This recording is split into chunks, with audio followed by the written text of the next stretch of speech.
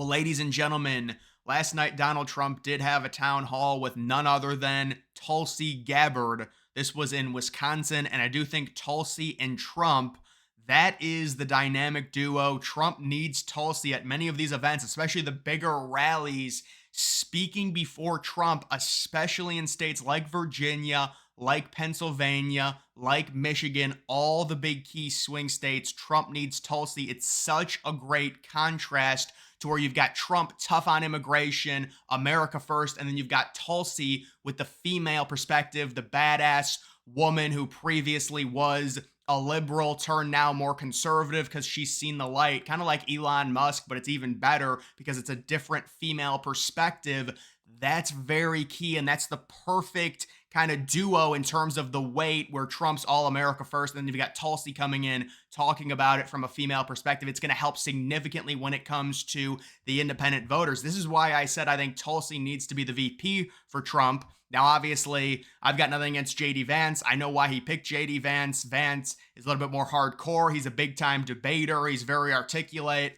Very intellectually smart. He's going to crush Waltz in a debate. Unfortunately, JD Vance got labeled by the left and it's kind of taken hold. That's why his approval rating is down so significantly, but I really don't think it matters anyways when it comes to the VP. But we need more of this. It's Trump and Tulsi at all the big time rallies in all the huge swing states. You've got Tulsi Gabbard sharing her personal story about how she and her husband couldn't get pregnant and IVS was the only option. And you can see Trump there with her. This is just such a great visual, and it's very appealing, let's just say, for independent voters to see Trump listening in a moment like this with someone that now supports him.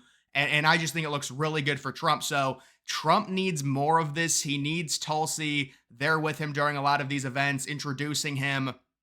Obviously, also JD Vance and others, and they need to have a huge rally. That's what I think. But you can see Trump and Tulsi are great together. You do have Trump here dancing with Tulsi. This is very good in terms of independent voters when you have the contrast, because again, Trump's the America first, he's the conservative, but Tulsi's just a perfect example of someone that you could label was like never Trump. Trump's this big bad evil dude, and now she's got, had the realization it's like the really horrible people are the Democrats. I mean, even Jill Stein has come out and said that the Democrats are using the guise of this type of we're fighting for democracy when they're actually anti-democracy. Jill Stein is not a conservative. She's not a Republican, but even she's saying, like, they're saying this to gaslight you. It's just like Antifa. They say they're anti-fascist. They're the only known organization that goes around it, as like a big group and beats people up. But then they say they're anti-fascist. This is exactly what the left does.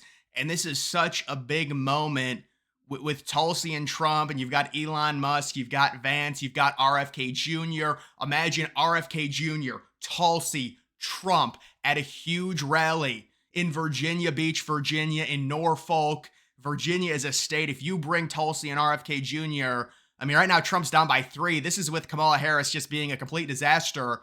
Again, the key takeaway with Kamala Harris is, and this is just, it is what it is. I mean, it's not like I had any preformed opinions. I watched her during her little interview. It's just, she's not a leader. I'm sorry. Just some people are not cut out for this. She's not. And I mean, this is not Obama's first choice. This is not who they wanted. They much rather would have wanted Biden, who would have the incumbent advantage running again. But because Biden was so bad, they were forced to switch. And now it's like Kamala is this hand-me-down candidate who it's like, well, they have to kind of jazz her up. She's this great person. Let's hide her. And then liberals got angry. Some of the liberals that could think for themselves are like, okay, you got to go do an interview, honey. This is ridiculous. And she looks horrible in the interview. First interview in 40 days. She still can't answer questions.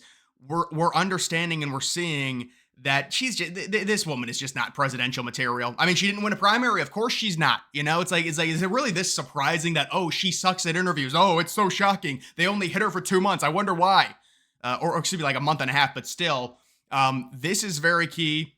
And the visual of Trump and Tulsi as this dynamic duo, and just kind of when you weigh Trump with America First, with Tulsi, who was anti-Trump, who was a Democrat, kind of switching over and realizing Trump is better for the greater good and just for America in general, with all the gaslighting of all the bullshit democracy that the left says that they want. Meanwhile, they're trying to keep now RFK Jr. on certain ballots to give themselves a better chance, but they want Jill Stein out. They've threatened her. They're offering Cornel West money. They're saying we're going to pay all your debt to get him off of the ballot in these swing states. That really is a horrible. You want to talk about a corrupt party? You're offering other candidates on within different parties because they might take votes from you. You're trying to bribe them by saying, we're going to give you money. You've got debt. Cornel West, you've got debt. I mean, this is what Cornel West said. He exposed it because he doesn't give a shit. He's going to say, like, this is ridiculous. So that's what they're doing. You want to talk about such a corrupt... No. Guys, they're for democracy. Oh, they want to save democracy. No. They didn't have any primary. Don't worry about that. No, Trump is this big, bad, evil person. January 6th is... He did that, and he tried to overthrow everything. Even though, guys, this is no. Now it makes sense. It does. It makes sense. Donald Trump had all of his supporters right at the Capitol, and he said, "Be peaceful." So that means he tried to overthrow everything. Because think about it. It makes total sense. He said, "Be peaceful," and that means go into the Capitol. I'm obviously being sarcastic. You see how ridiculous it is. If Trump is this big bad fascist, and I don't want to get into January 6th. I'm not going to get into January 6th, everybody. No, Trump is this big bad fascist. Why would Trump not say go in and take over? He's got his people there. He said he's got 100K. I think he said he had 1 million, but it was a lot of people in D.C. on January 6th.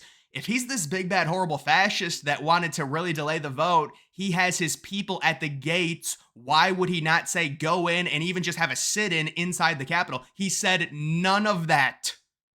Okay, so that whole argument is completely ridiculous. But no, they use that argument. That's why they're for democracy, and they're the ones that are going to save everything. We've got Tulsi calling it out. We've got Jill Stein calling it out.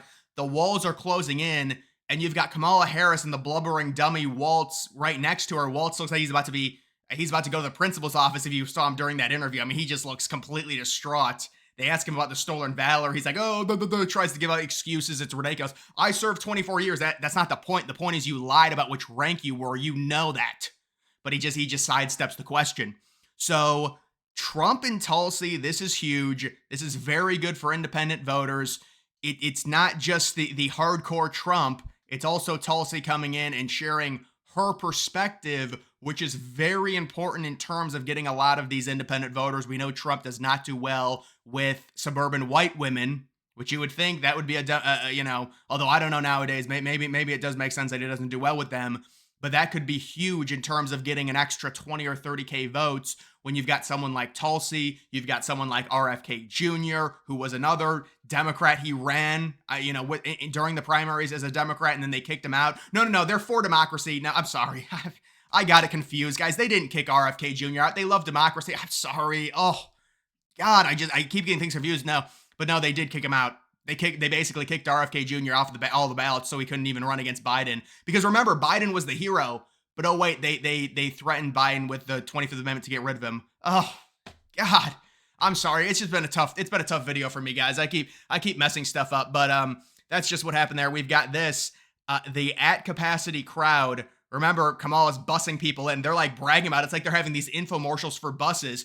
Come to a Kamala Harris rally. We're going to bus you in from like 40 minutes away because nobody around the arena actually wants to go to the rally. So we have to recruit people. They have to recruit people to go to these Kamala Harris rallies because it's all fake hype because she didn't win anything. She has no real movement.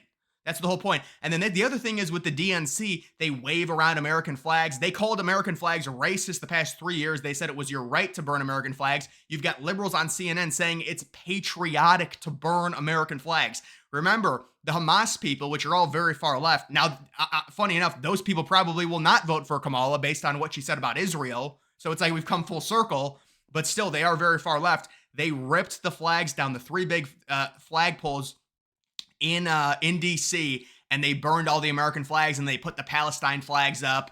Again, those people probably actually are not going to be voting for Kamala Harris because, again, of what she said about Israel. A lot of far left people are not happy at all. She said she was just going to basically continue funding Israel, whatever, and give them whatever they wanted. So there's some infighting right now with the Democrats.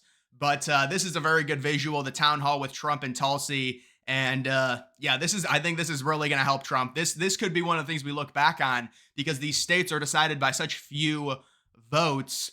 You get Tulsi, you get RFK Jr. These are true heavy hitters. Who do the Democrats really have that is like a Tulsi or like an RFK Jr.? You've got Pussy Boy Kissinger, who like works for CNN and was part of the Clown January. Like that's the guy that they have. Remember, they say he's going to be like a nice Republican candidate. That dude, it's just unbelievable. But either way, this is big stuff, and this is really good news. And the visual of this with Tulsi and Trump, it's just a perfect contrast to both of their personalities and their styles coming together. And we certainly need to see more of this. Certainly, I think the Trump campaign is going to, strategically schedule events with them. But either way, guys, that is going to do it for this video. Make sure you follow me on X. Link to that's always in the description.